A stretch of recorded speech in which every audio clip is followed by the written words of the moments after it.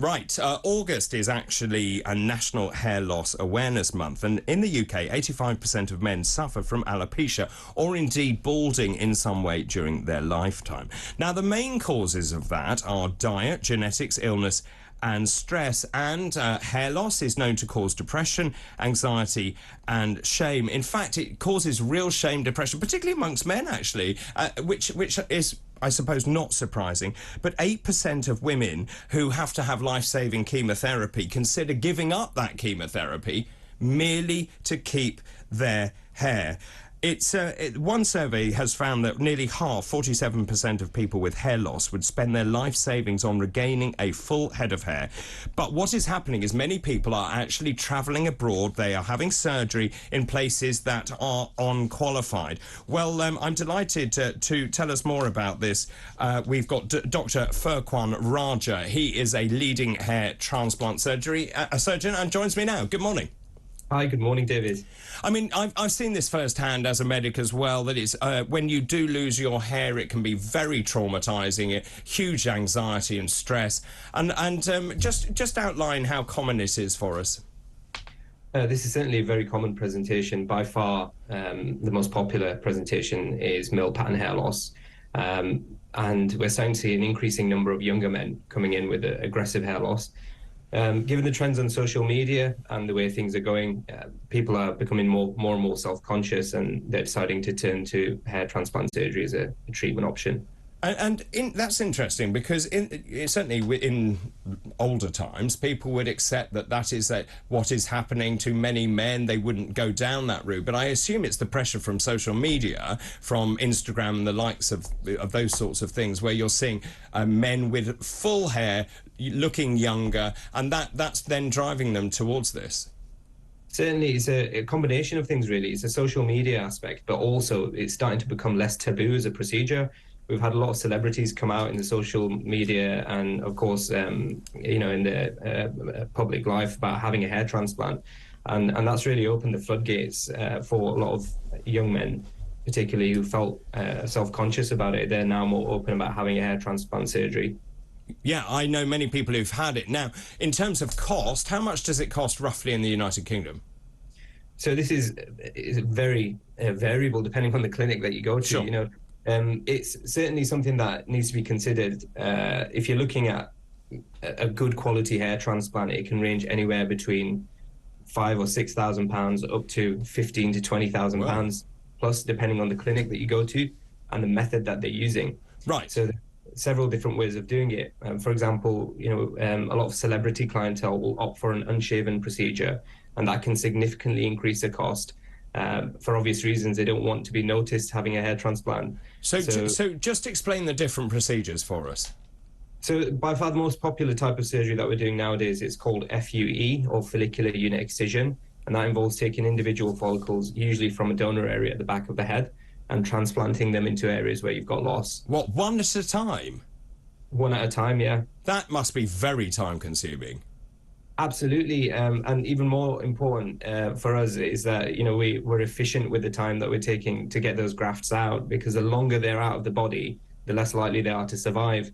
So there's so many different technical considerations here that it's not a procedure that's to be taken lightly, because it can produce really poor results if it's not done in the right conditions. Right. So that's the single follicle. What else is next?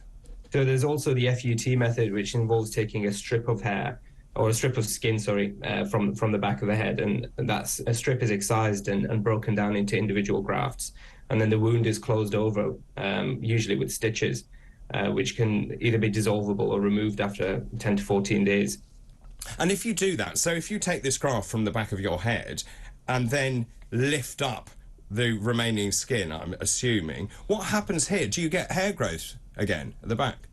Yeah, so the idea is you're taking out a strip of skin, but then you're closing the two skin edges together. And there are ways to try and improve the scar and ensure that there's some hair growth, ideally into the scar tissue. But the most common problem we have with this method is that the patients are left with a linear scar at the back of the head. Yes. And that can often be visible if the hair is quite short.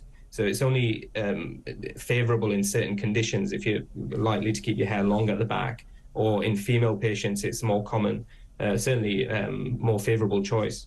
Right. And so are those the only two, or do you have other techniques? Most techniques are a development from these two methods, but FUE, approximately two-thirds, if not more, procedures are FUE nowadays. Okay. The shift has come, in the last 5 to 10 years, really. So just in terms of the sort of numbers, I was just reading here that we've seen a 157% increase in hair restoration patients from 2008 to 2019. Now, you told me it's between £6,000 and £15,000 to have this done. It's a lot of money, and people are being lured abroad. Mm. Yeah, certainly. I mean, that figure, of course, takes into account everybody who's going abroad to have it done as well. Now, there are clinics in the UK now that are offering it less than £2,000, which is really alarming because if it's done well, usually it can cost more than that to do the procedure in the first place. So there's definitely some corners being cut here, and we know as a body of surgeons who are trying to uphold high standards that there are a lot of bad practices that are happening now at home. And we're starting to see a lot of cases where people have gone to a clinic that's local and just been left with horrendous results and really bad scarring. Mm. Oh, and so when you see those sort of cases, I assume, can you actually do anything about those? Yeah, sadly, it's becoming more and more common. I mean, I've seen a few gentlemen in the past couple of weeks, and one of them had been to a local clinic and had a very poor result. Unfortunately, there was nothing left for me to be able to take from the donor area and implant into the top to try and make it more presentable. The only option you have then is to look at, harvesting body hair or hair from the beard, which is never ideal, to implant onto the scalp if it can be avoided. Yeah. So it leaves them in a very desperate situation, and this particular gentleman was happy to pay huge amounts of money to have it done. But for us, it's more about trying to help these people out of it and help them manage the solution. But sometimes we just can't do anything. It's starting to get worse, really. I mean, and I think the bottom line really is don't be lured by the price. What advice would you give to people if they are considering doing something like this, having an operation, a procedure like this? Yeah, I mean, one thing I'm pleased to see is that people are starting to become more aware of the risks of going to a lower end clinic, and it's not just for hair transplant surgery. It's more even things like dental treatment. We know the Turkish market particularly is opened up to that, and we're starting to see manifestation of some of the results. But the advice I would give to everybody is basically you need to do your research, make sure that the clinic and the surgeon that you're going to are reputable, that they take hair transplant surgery seriously. Yeah. And they hold affiliation with either the British Association of Hair Restoration Surgery or the ISHRS, the International Society of Hair Restoration Surgery. Ideally, both. Yeah. And that would be a good starting point. Great. Thank you ever so much. That's Dr. Furquan Raja, who is a leading hair transplant surgeon. Esther, our time is up. Yes, I know. I'm so sorry.